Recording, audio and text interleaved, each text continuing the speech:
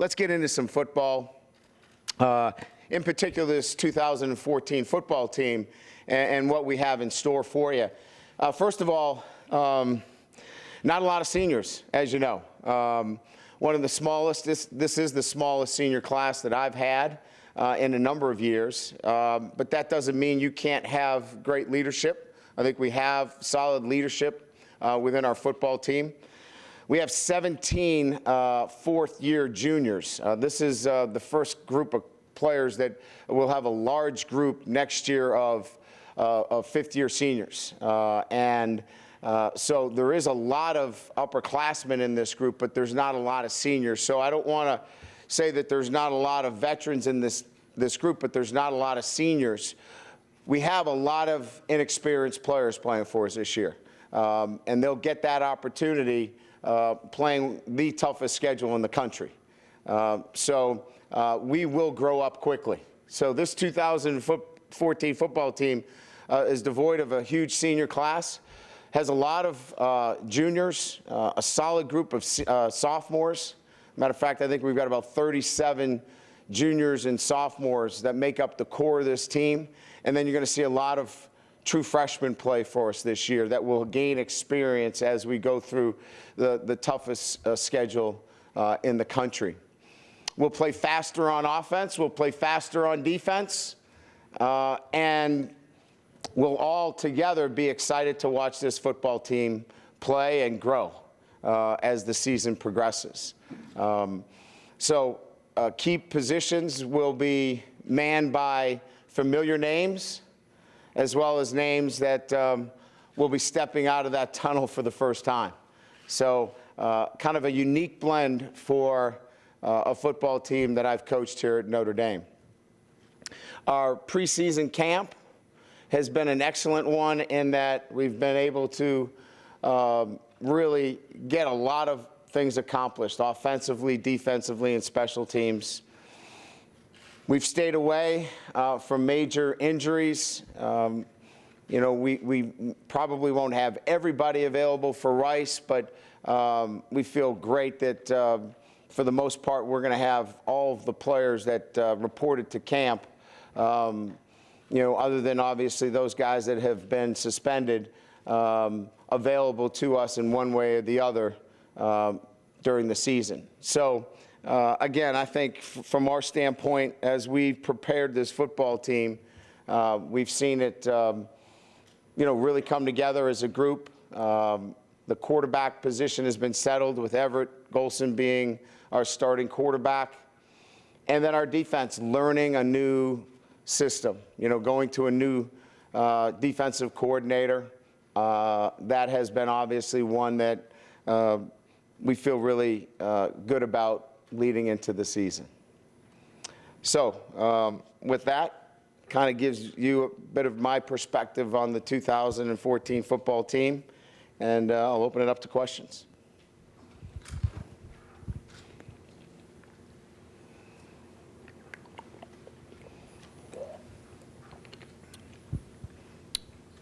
Anybody? Don't be shy. Coach over here. Just as you do start, you've moved through camp, where do you feel like you guys are the most strong as you do prepare for Rice, you know, in 2 weeks here? Well, I think there's individual players, obviously, that we can point out. And then there's unit strength. And then there's some depth areas. You know, sometimes we gloss over it, but you know, I think we've got, you know, one of the finest kickers in the country in Kyle Brinza. You know, I think games are decided, you know, at that position. I think he's an outstanding player for us. But I think if you start on defense, you probably start with Sheldon Day and Jalen Smith are two outstanding and proven football players for us. And then on the offensive side of the ball, I would have to say that as a unit, the offensive line, those are probably areas that I would point to right away. And I know you've mentioned Johnny Williams' name a few times. What has stuck out the most about him just being a true freshman that had initially looked like he was just, you know, a diamond in the rough that needed a lot more molding maybe? Oh, he's still a diamond in the rough. I just think that, we can use him situationally. I think his role is going to be third down. He's just, he's an outstanding athlete that I think that we can role play for him, third down situations and get after the quarterback. Coach Kelly, I'm working on a story on your new assistant coaches. If you could kind of address each, what attracted you to Brian and Matt individually? Well, both I have a relationship with. Matt was a graduate assistant for me at Central Michigan. And I coached against him. He was a player. When I was at Grand Valley State, he was a quarterback at Saginaw Valley. So I loved his competitiveness. He played the position at quarterback. And then his experience in the NFL, working with Kirk Cousins, I thought he did a great job with him. And Robert Griffin III, I think in particular the way he was able to work with both of those quarterbacks. I wanted somebody that really could spend their time with a young group of quarterbacks that we had here. And then obviously my prior relationship with him. Same thing with Brian. Brian was my first defensive coordinator at Grand Valley State. He was my first hire. So we've always wanted that opportunity to coach again together. We share a similar philosophy, offensively and defensively. And it was just, if I was going to hire a defensive coordinator, he was the #1 guy on my list. And as you move through camp, what influence have you seen each have on their groups? Well, Matt is very detailed when it comes to the quarterback position. So you're seeing things like eye progression and footwork and the details of the position, which I think is so important in the development of the quarterback. So you're seeing those little details come out of Everett and Malik and Deshaun and all of our quarterbacks. And then from Brian, his overall experience and knowledge as an NFL coordinator, a college coach, you can see all of that experience. He coaches the D-line, he coaches the safeties, he coaches the linebackers. His hand is in everything, and it's pretty obvious. Last one for me, Cam McDaniel. What kind of contributions are you expecting from him, and have you seen from him? Well, he's our best overall running back. I mean, if you were to grade out our running backs in every facet, blocking, catching, assignments, running the football with patience. Now, is he going to break that, and get the oohs and the ahs from the crowd and go 80 yards? And probably not. We've got some guys like a Greg Bryant can do that, and Folston is really smooth operator and very productive. But Cam is so efficient in everything that he does for us. He's invaluable from that perspective. Anybody? Oh.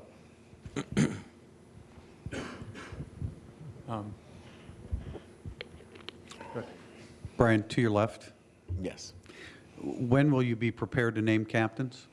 I think we're going to have a conversation about that after our bench control, and then probably name them on Monday. Can you give us an update on Kyle McCarthy? He has had 4 chemo treatments. I think he will now have a few days off.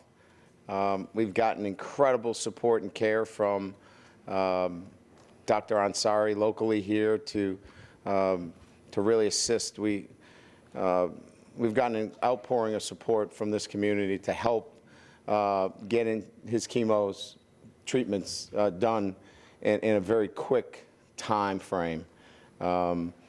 So from that standpoint, he was at practice today after 4 chemo treatments. He's an incredible young man. Some people obviously don't take very well to those treatments. He was on the field coaching the safeties like it was his first day of practice. I think he'll have a week off, and then he'll go back into another round of treatments the following week. But he expects to be here through his treatments. We've made accommodations for him if he needs to be off the field. The NCAA has made an accommodation for us as well, in that we can hire another graduate assistant if we are forced to pull him off the field in his place. So if we have to do that, we can act on it, but we're going to hold off right now. Did you have an opportunity to talk to him today? Yeah, I was with him today, yes. He just needs to be here, in his own mind, is the way he's handling his own battle right now. He needs these 2 hours with his guys. You know, he just he feeds off of being around the football players. With regard to the red zone, when you self-scouted yourself from the last couple of years, and not necessarily an X's and O's standpoint, but I mean, what do you, as a group, need to do? What do you need to execute better in order to be successful in that area? You know, there's a lot of things, and we finished 70th in the country. It's interesting, you know, one of the better offenses in the country, and probably those that follow us closely thought that maybe one of the best offenses we played last year was Arizona State. They were 74th in the country in red zone, but you would say that's a pretty good offense, right? So, you know, we have to keep it in perspective when we talk about red zone and the efficiency in red zone. Where we missed in the red zone were touchdowns. We were deficient in touchdowns. And so what we're really looking at more than anything else is being more aggressive in play calling, getting the ball in the end zone. And really, that requires us to have a plan to get the ball in the end zone. So, again, finishing 70th in the country in front of Penn State, and I know Bill O'Brien, he knows a little bit about calling plays in the red zone. I know Arizona State does. They're all trying to do the same things, but sometimes you just have to be a little bit more aggressive in your play calls and getting the ball in the end zone. And we've got to score, and I've made it pretty clear that we need to score more touchdowns down there. With regard to Ben Council, I know he's coming off the serious knee injury. Is he completely healthy and just trailing the two young guys at the outside linebacker position? Well, in the way we're going to play, if you're going to play us physical with two tight ends and you want, Ben Council is going to play a lot of football. So it just depends on how you're going to match up. So when you say the two young guys in Onawalu and From Turner. what we've seen. Yeah, right. A lot of it you've seen is we're spreading the ball, right? If we line up in two tight ends, and if it's Stanford's offense out there, Ben Council is going to be on the field for a ton of football. So it's really, if we're playing Navy, if we're playing certain teams, Ben Council is going to play a ton of football. So there are no physical limitations for him? No, right we now? like the way he's playing. Okay. He's through all of those physical limitations. Okay. Last thing for me, and I don't know that this has been talked about a whole lot, but everyone is going, with the exception of the Pac-12, you're going to 8 officials on game day as opposed to 7. What are your thoughts on that? Well, the mechanics are a little bit different. Now, the umpire will not be over the ball from a mechanic standpoint. And, you know, as you know, when you run fast, the umpire is over the ball, and then he tries to run into position, and then they'll punch it ready to go. And sometimes, you know, that can cause a second or two delay. So it could speed up play a little bit. There's all this talk about slowing it down. It could speed up play a little bit. But one thing we have noticed is that the umpire now is a little bit deeper on some of those crossing routes. So there are some mechanics that we're working through, but that's essentially the deal right now.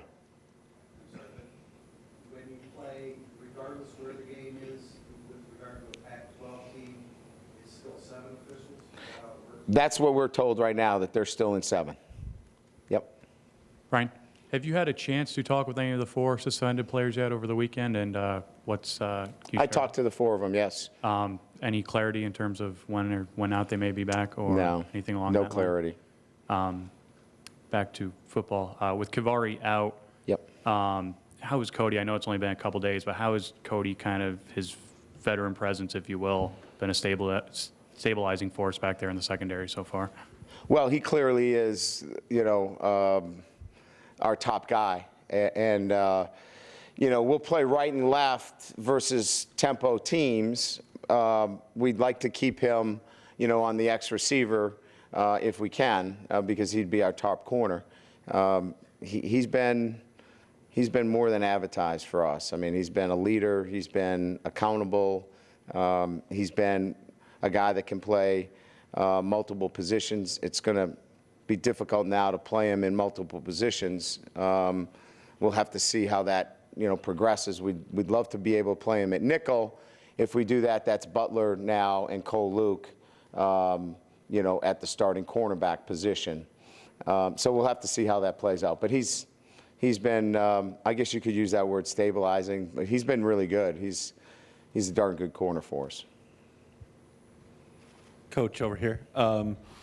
During your time here, can you talk a little bit about what makes the game against Michigan special, and what it will be like this year going into the last game with those guys? For me, that I've lost to him 3 times.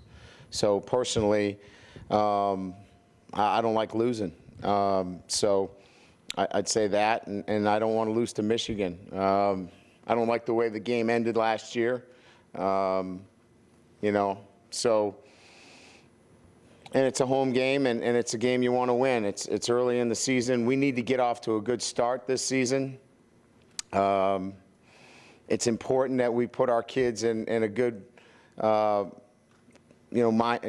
they have to get off to a good start. So beating Michigan is important for us early in the season.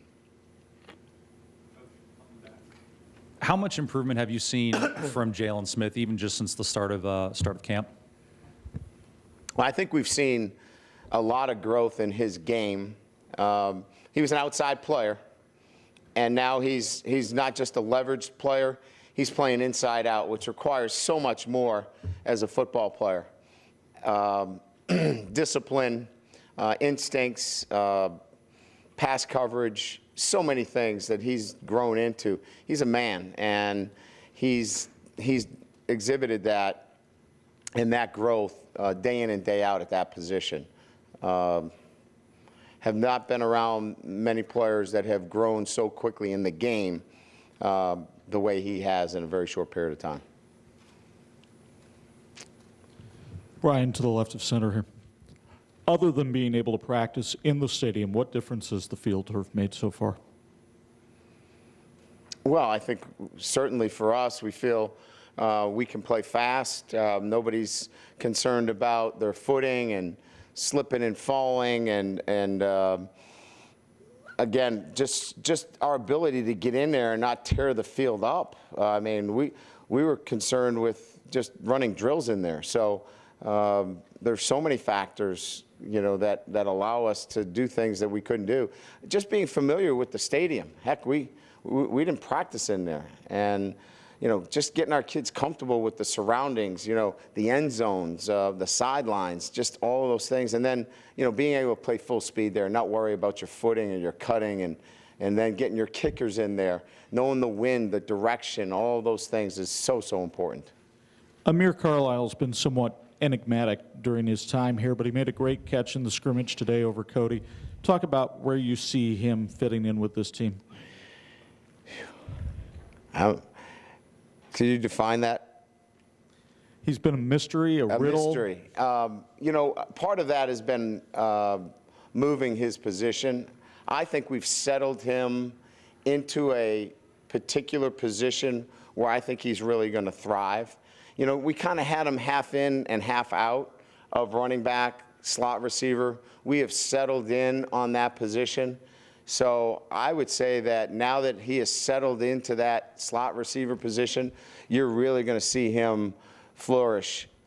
He's had a really good preseason, and I think he's going to make a lot of big plays for us. Brian, up here, have you got your offensive lineup settled yet? I know that you were kind of going back and forth a little bit there. Yeah, like if you watch today, Matt Hagerty took all the snaps at center, and he hadn't because we didn't have a full lineup in there. With Hanratty back at guard, now we could afford, to get him some snaps at center. So we're at the first time, really today, we're full strength across the offensive line that we could get some snaps there as a backup center to Nick Martin. So I think we're close to, being in that offensive line rotation that we want. And it's probably right now, today, subject to change over the next couple of days, but, I'd say, Elmer at right tackle, Lombard at right guard, Nick Martin at center. And then you're going to probably have Hagerty at left guard and Ronnie Stanley at left tackle. And so McGlinchey first man in at the tackle position, Hanratty in first guard in right now. Looked like you had some offensive guys on your coverage team. Can you talk about that a little bit, that philosophy, and what changes have you seen in your coverage units that you like? Well, again, some of the research that we did was to, we wanted speed to the 30-yard line, and again, a lot of the people that we brought in and talked to is we had big thumpers on that crew, that search and destroy crew, that cover team, but we didn't have enough speed.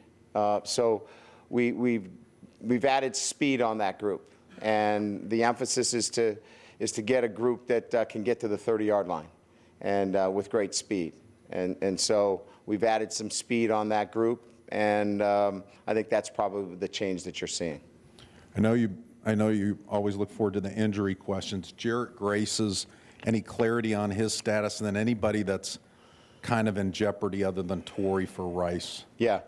I think Jared probably crossed a big threshold in the last 48 hours where he's finally now being able to strike his foot.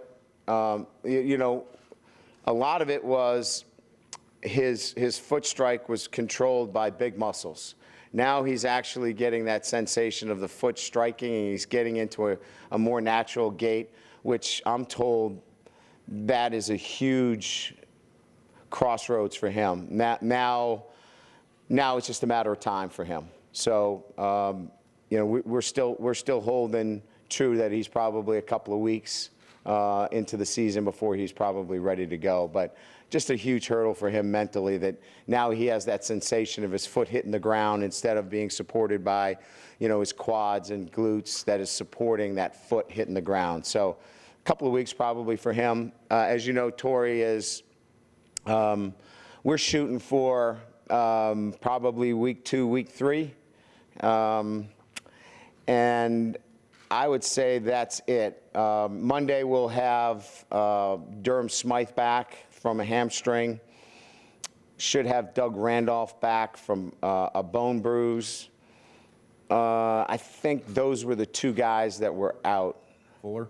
Yeah, he's got a tib fib outside, nothing cartilage, no ligament damage, just some soreness there. So we worked him out pretty hard today. I would, if we had to play on the weekend, he'd play. The last one from me, I know that you wanted to welcome the 4 players to eat with the team and interact with the team at the Goog. How do you feel like? Do you feel like that's going well for them? Do you think that's a good thing for your team? Yeah, I mean, I want to feed them. I think they should be able to eat. I really, for me, while this is an ongoing investigation, I don't have a problem with them being around the team. They can't really benefit from being in meetings, so it's a very limited exposure situation, and they're friends of a number of players. They have long existing relationships with them, so I welcome them to be around them for that short period of time. Coach, speaking of the 4 players, have you had an opportunity to kind of address the rest of the team, both in the sense of it's probably not easy for them just to have the spotlight in this way, and also just to sort of talk about kind of, what the academic side of this means to you and what your expectations are? We do that every day. Mm-hmm. Yeah, every day. And, I mean, I think a lot of the extra attention results from the fact that everyone knows that Notre Dame perennially ranks at or near the very top of, the scholastic rankings, graduation rate and so forth. Is that something you see as a hindrance or as something that's helpful in terms of recruiting, in terms of fielding a competitive team? Excuse me. Well, if it, I've said this, and we say it in recruiting, it's harder at Notre Dame. But if it was easy, then it wouldn't be special. That's why Notre Dame's special. It's harder here. But the benefits that you get by coming to Notre Dame far outweigh so many other universities. But there are no shortcuts, and our guys know it. They're held accountable for it. And that's why there's not a huge issue within our football team, because they know what they sign up for when they come here. They know what the expectations are. They know what to expect when they come here. They know they're accountable on a day-to-day basis. And they know it's hard. They know it's hard here at Notre Dame. But on the other end, they get an incredible opportunity here at Notre Dame. And it's probably harder here, but that's why it's so special. Brian, over here. Yeah. It seems like from a strength standpoint, Isaac Rochelle is pretty strong at defensive end, but from a technique standpoint, maybe a knowledge standpoint, where does he have to improve? Just consistency. With the young guys, it's, cutting the gap loose and not, doing the little things right every play. But, he's so physically strong. I mean, he is as strong a player that we have. He'll be that strong side end, and he'll be backed up by, Blankenship. He's done a really good job over there. So he's going to make some mistakes, no question. But he's got a little of experience from last year, and he can make up some of those bits of inexperience with his strength. With a guy like Corey Robinson, he talked last week about how he needs to understand the why of the routes before he can really start running them. When does he get to the point where it is almost just like a muscle memory thing and he's able to do it with the understanding of it? He's more at the level of conscious competence. He knows it, but it's really hard for him. He's got to really think about it every day. He's not at that level of unconscious competence where it's habit forming. And he's still learning the game too, and that's probably where his biggest learning curve is. He's still learning about the whole concepts of the game. And so I think that's where he's continuously learning every single day. But he's such a quick study. He picks up stuff every single day, but there's still a learning curve there for him. Brian, up here. Yeah. A couple personnel questions for you. James Onwalu looks like he took over that first string He did, spot. yes. Are you surprised at how fast he's picked up linebacker after switching from offense last year, and what has he done to get that spot? Yes and no. He got a chance to learn the defense from the back end, and because he did that, you learn so much of the defense at the safety position. So he had a pretty good knowledge base back there. If it was just his first, time there, probably been more surprised. And it's the Sam Backer position. So, we're not asking him to do everything inside out. It's more outside in.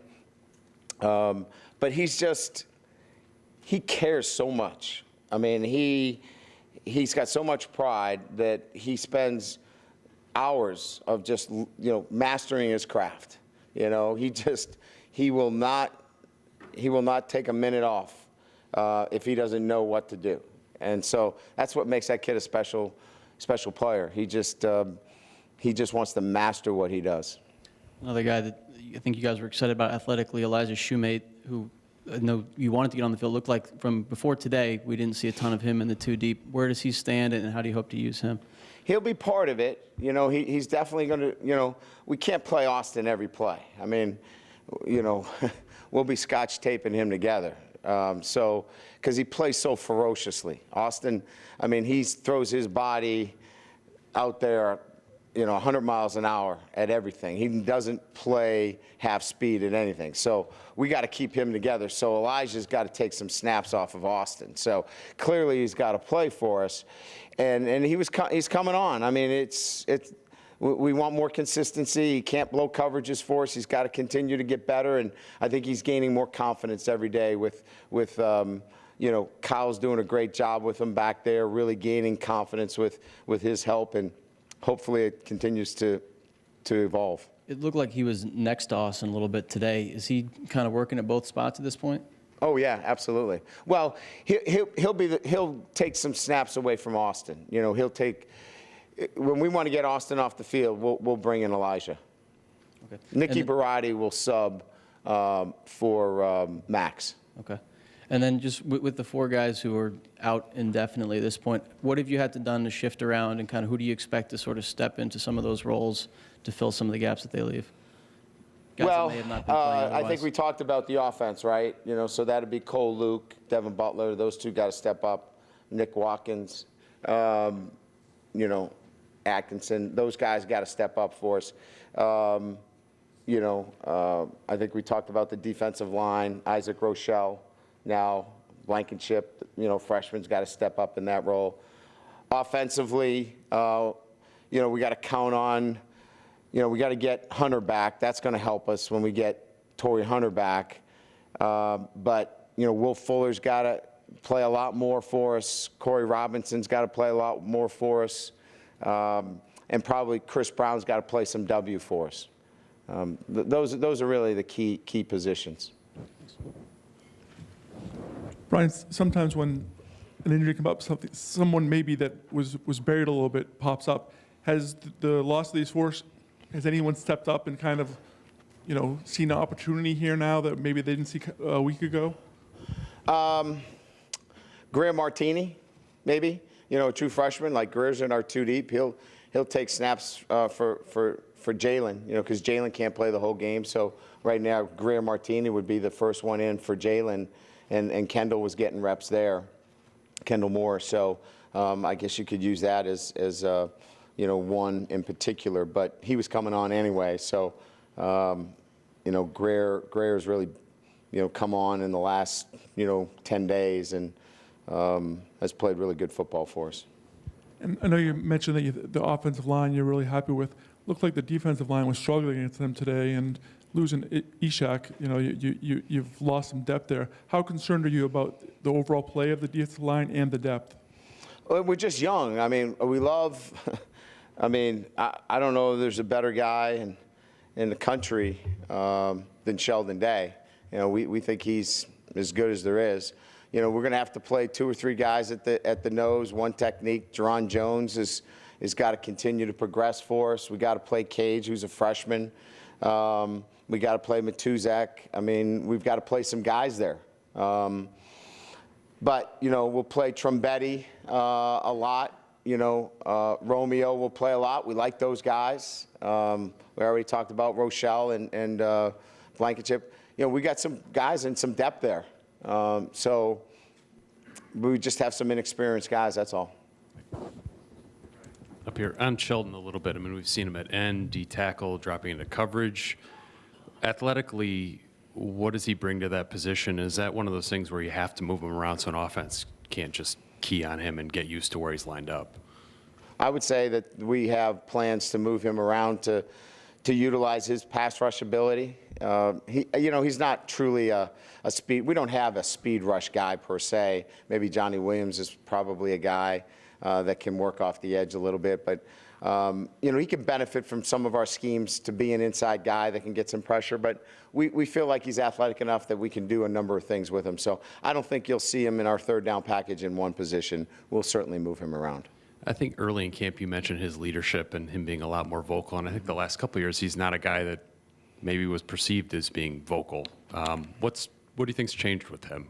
Well, I don't think, vocal to me is that he's not afraid to say something to somebody else about not living up to the standards that they need to, and whatever they are, about the way they handle themselves on or off the field. So that's vocal. Is he going to get up in front of the team and address the team? Probably not. Cam McDaniel will do that like that. That's his deal. You know, he feels comfortable doing that.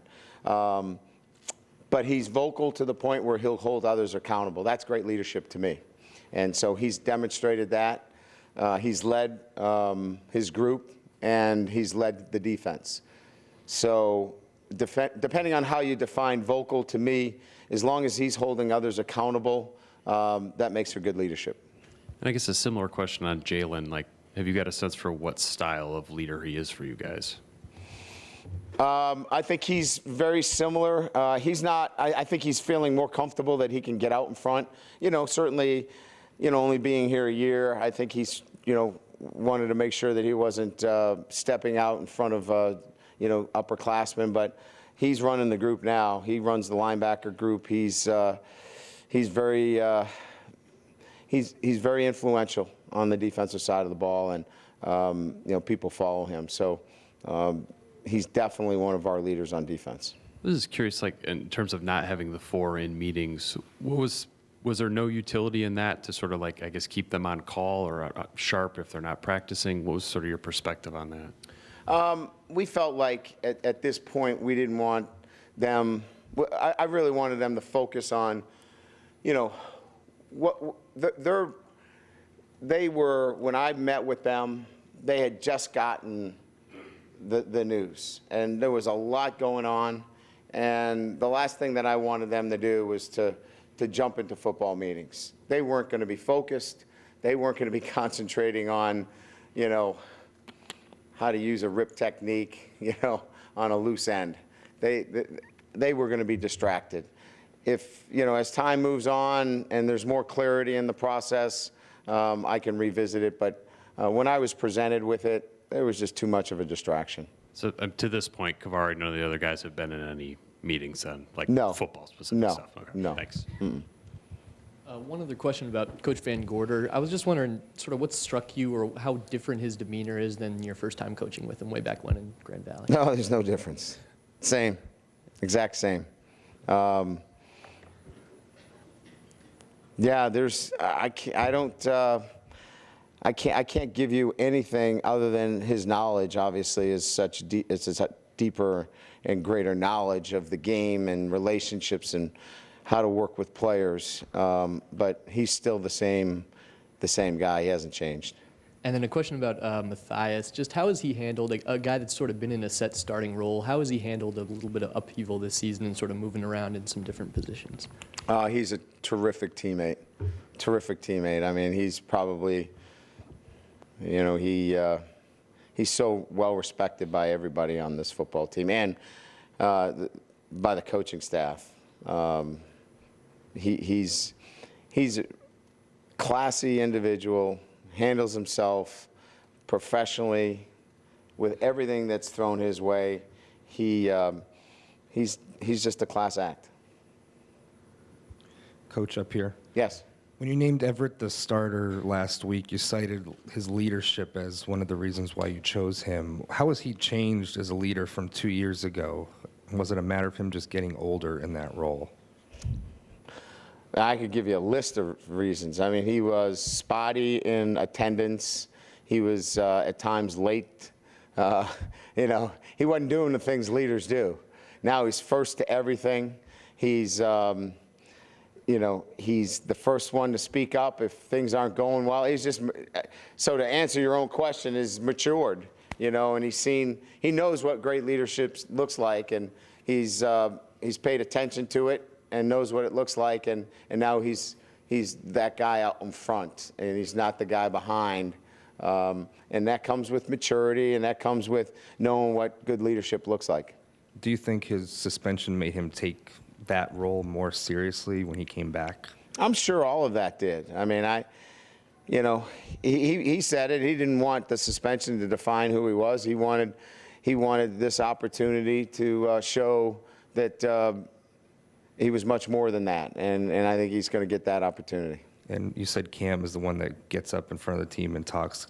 Does Everett do that at all, or do you expect him to be that kind of guy? No, he's not afraid to talk in football. environments. I haven't seen him get up in front of the team yet and do that, but he's not far from that.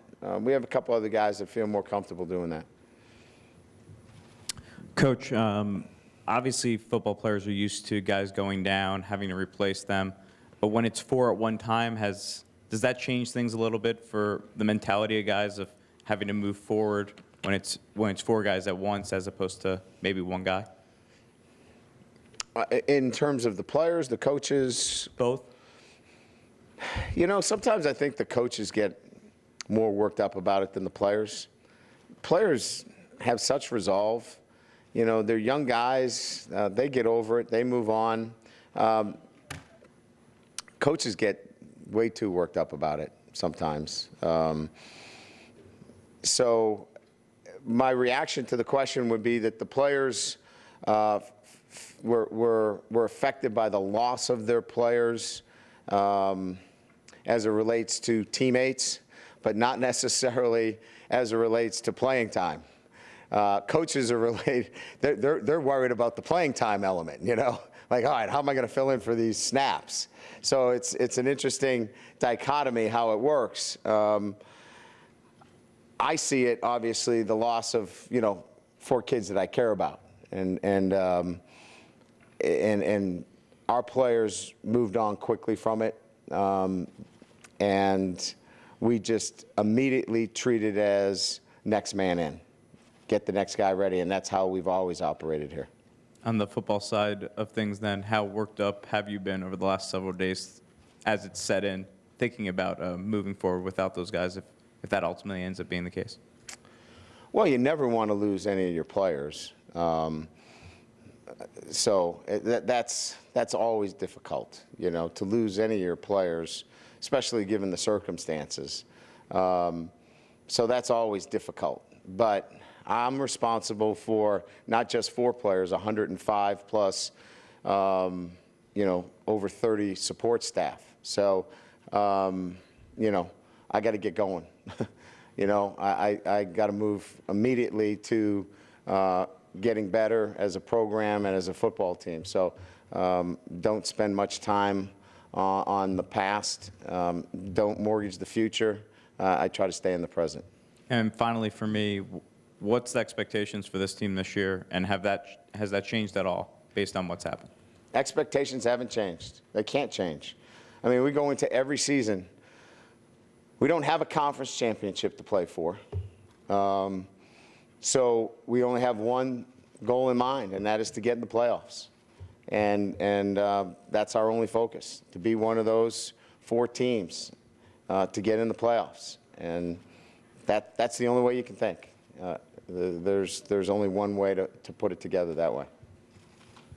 Right here, Coach, to your right. Kyle Brenza, will he be handling all 3 phases again this year? And where does maybe Tyler Newsome fit in? And also anything as far as concrete with the return units and who's going to be? Right now, Kyle will probably handle all 3. Yep.